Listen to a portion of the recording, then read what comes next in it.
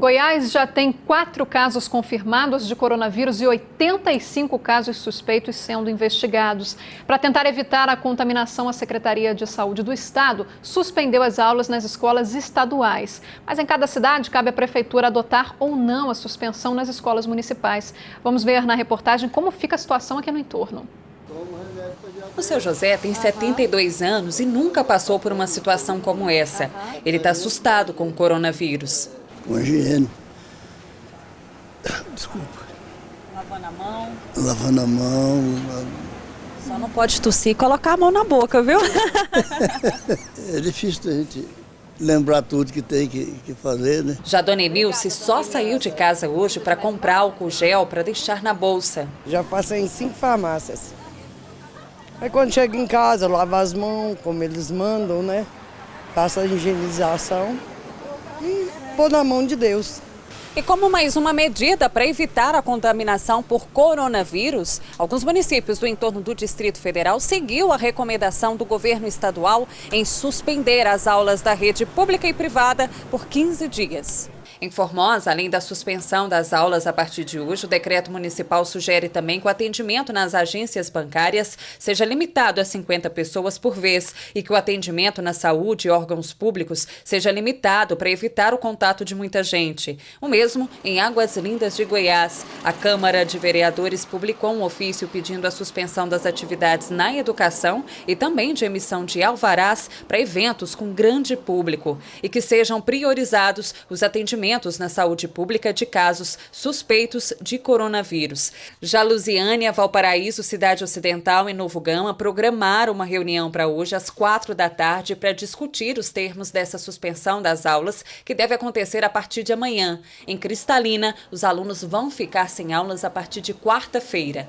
A dona Ivaneide já está se programando para cuidar das 2 netas durante esses 15 dias. Vai ficar comigo, né? Uma mora com a outra avó e os 3 netos moram comigo, eu não, confiando só no Senhor.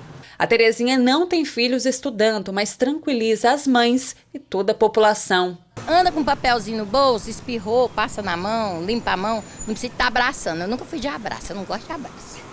É bom dia, boa tarde, tá muito bom, não é? Tchau. E tchau. Lembrando que, por exemplo, em Cidade Ocidental ainda está tendo aula, apesar do decreto do governador Ronaldo Caiado de suspender as aulas. Isso porque o prazo dado pelo governo para a suspensão das aulas é até o dia 18, no caso, quarta-feira. E por causa da pandemia do coronavírus, o complexo de Santa Bárbara, que faz parte do Parque Nacional da Chapada dos Veadeiros, vai ser fechado a partir de amanhã por 60 dias. Em nota, a Secretaria de Turismo do município de Cavalcante diz que a intenção é evitar que o fluxo de turismo no local não se torne um canal de contaminação e transmissão do coronavírus. O complexo, que é composto por 3 cachoeiras, é um dos locais mais visitados de toda a Chapada. Recebe por mês mais de 4.000 pessoas vindas de toda a parte do país. E uma das principais dúvidas da população é saber quando e se deve fazer o exame que detecta o vírus, já que os sintomas da Covid-19 são muito parecidos com o de outras doenças. Em fevereiro, a Luciara foi para o Rio de Janeiro passar o carnaval. Na volta para Goiânia, estava com febre, nariz escorrendo, calafrio, ardência nos olhos e dor de garganta. Procurou então um posto de saúde perto de onde mora, no Parque Anhanguera. Eu fui em lugares bem contagiosos, né? E a Secretaria de Saúde, eu acho que ela foi omissa. Sem atendimento, de lá foi para uma unidade de saúde da Prefeitura no Novo Horizonte.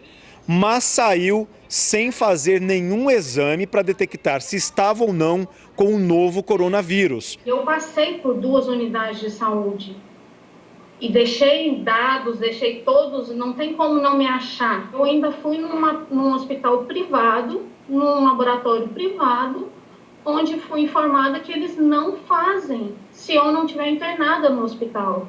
Sem saber o que tem ao certo, a Luciara, que trabalha com idosos, está há 2 semanas sem fazer os atendimentos de fonoaudiologia. Os sintomas do novo coronavírus são muito parecidos com os sintomas de uma gripe ou de um resfriado. E é por esse motivo que ainda confundem tanta gente. Por conta disso, o Bom Dia Goiás foi conversar com uma das mais experientes infectologistas aqui do estado. Ela explicou detalhadamente quem deve fazer o exame que detecta ou que descarta a presença da Covid-19, a doença transmitida pelo coronavírus. Os sintomas clássicos da literatura que nós temos ainda, da literatura para coronavírus, para Covid-19, marcadamente são 3. Febre não muito alta, mas febre prolongada, tosse, habitualmente uma tosse mais seca e sintomas de falta de ar. O médico decide se o paciente precisa de um exame, seja um painel viral para outros vírus, inclusive para o vírus gripe, vírus influenza, que é um vírus muito sério, porque nós não teremos exames para todos.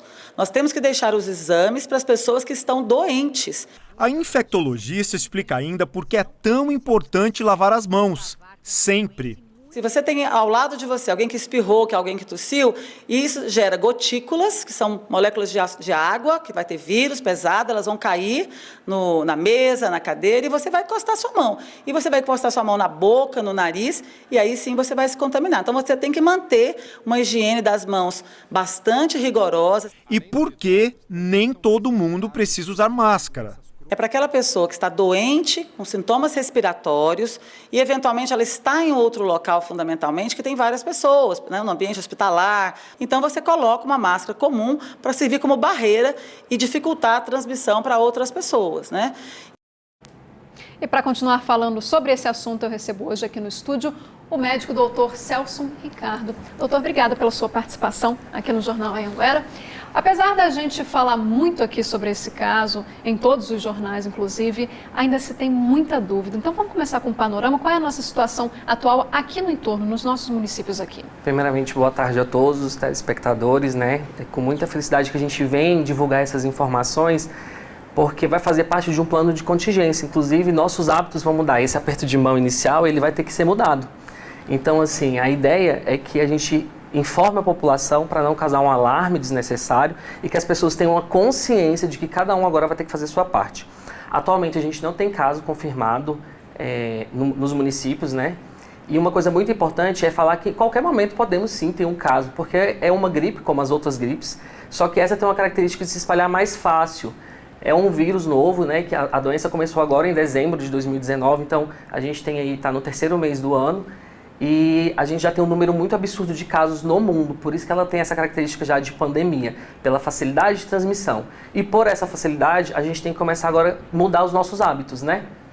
E doutor, muita gente está preocupada pela proximidade aqui do Distrito Federal, né? Lá já tem casos confirmados.